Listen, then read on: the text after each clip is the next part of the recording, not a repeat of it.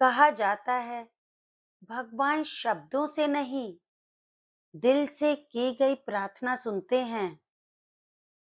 लेकिन सवाल ये है, प्रार्थना कैसे करें? क्या सिर्फ हाथ जोड़ लेना ही प्रार्थना है, या फिर किसी की मदद करना, विश्वास रखना और सच्चे मन से भगवान को याद करना भी प्रार्थना है? आज की इस कहानी में ऐसी दो घटना सुनेंगे जो हमें सिखाएंगी कि असली प्रार्थना क्या होती है। रामू नाम का गरीब आदमी एक छोटे से गांव में रहता था। उसके घर में खाने तक की दिक्कत थी। पत्नी बीमार रहती थी और छोटा बेटा कई दिनों से भूखा था। एक दिन रामू बहुत परेशान होकर गांव के पुराने मंदिर में गया। उसकी आंखों में आंसू थे। वो भगवान के सामने बैठ गया और बोला, हे भगवान, मैं हार गया हूँ। अब बस तू ही सहारा है। मेरे बच्चों को भूखा मत सुलाना। इतना कहकर वो चुपचाप रोने लगा। उसी समय शहर का एक बड़ा सेठ, जो रात से ही बहुत बेचैनी महसूस कर रहा था, अचानक उठा, गाड़ी निकाली और मंदिर आ गया। वो भी मंदिर के बाहर आकर बैठ गया। उसने रामू को रोते हुए देखा। सेठ ने पूछा, भाई क्या हुआ? पहले तो रामू चुप रहा, फिर उसने अपनी पूरी परेशानी बता दी। सेठ कुछ देर सोचता रहा, फिर बोला, चलो मेरे साथ। रामू डरते डरते उसके पीछे गया। सेठ उसे राशन की दुकान पर ले गया। आटा, चावल, दाल, तेल सब खरीद दिया। फिर उसकी पत्नी के इलाज के लिए पैसे भी दिए। रामू की आंखों से आंसू निकल पड़े।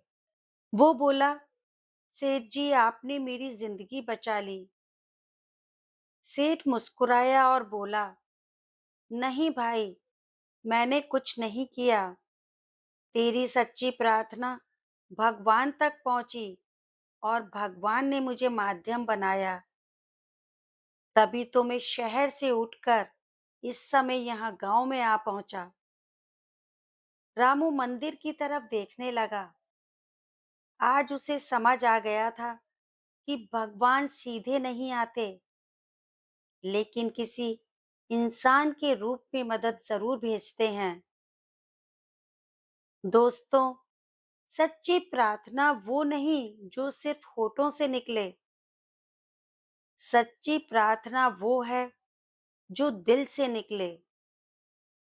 जब इंसान पूरी सच्चाई और विश्वास से भगवान को पुकारता है, तो कहीं ना कहीं से मदद जरूर आती है। और याद रखिए, कभी कभी आपकी छोटी सी मदद भी किसी की प्रार्थना का जवाब बन सकती है। एक बार एक गांव में कई महीनों से बारिश नहीं हुई थी। खेत सूख रहे थे, तालाब खाली हो चुके थे, लोग परेशान थे। गांव के पंडित जी ने कहा, कल सब लोग मंदिर में आकर भगवान से बारिश के लिए प्रार्थना करेंगे। अगले दिन पूरा गांव मंदिर पहुंचा। सबके चेहरों पर चिंता थी। उसी भीड़ में एक छोटी सी बच्ची भी आई, लेकिन उसके हाथ में एक छाता था। लोग उसे देखकर हंसने लगे। एक आदमी बोला, अरे पगली, ये छाता क्यों लाई हो? बच्ची मासूमियत से बोली, हम भगवान से बारिश मांगने आए हैं ना, तो बारिश होगी ही, इसलिए मैं छाता लाई हूँ। उसकी बात सुनकर सब लोग चुप हो गए, क्योंकि बाकी लोग सिर्फ रस्म निभाने आए थे। लेकिन उस छोटी बच्ची को सच में विश्वास था कि बारिश जरूर होगी।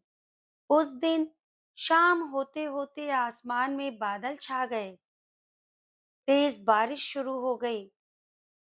पूरा गांव खुशी से झूम उठा और लोगों को समझ आ गया कि भगवान को शब्दों से ज्यादा विश्वास पसंद है। दोस्तों, प्रार्थना का मतलब सिर्फ मांगना नहीं होता। प्रार्थना का मतलब है विश्वास करना। जब दिल साफ हो, नीयत साफ हो और भरोसा पूरा हो, तो भगवान देर जरूर करते हैं, लेकिन सुनते जरूर हैं। याद रखिए, मदद करना भी प्रार्थना है, विश्वास रखना भी प्रार्थना है, किसी के आंसू पोंछना भी प्रार्थना है और मुश्किल समय में उम्मीद ना छोड़ना सबसे बड़ी प्रार्थना है। क्योंकि भगवान आवाज नहीं, दिल की भावना सुनते हैं। इस कहानी का यही संदेश है, सच्चे दिल और अटूट विश्वास से की गई प्रार्थना कभी व्यर्थ नहीं जाती। आपको हमारी आज की प्रेरणादायक कहानी कैसी लगी? कमेंट बॉक्स में कमेंट करके जरूर बताइएगा। चैनल को लाइक, शेयर और सब्सक्राइब जरूर करना। ऐसी ही वीडियो के साथ जल्द मुलाकात होगी। तब तक आप सभी खुश रहिए, अपना ख्याल रखिए। Bye bye.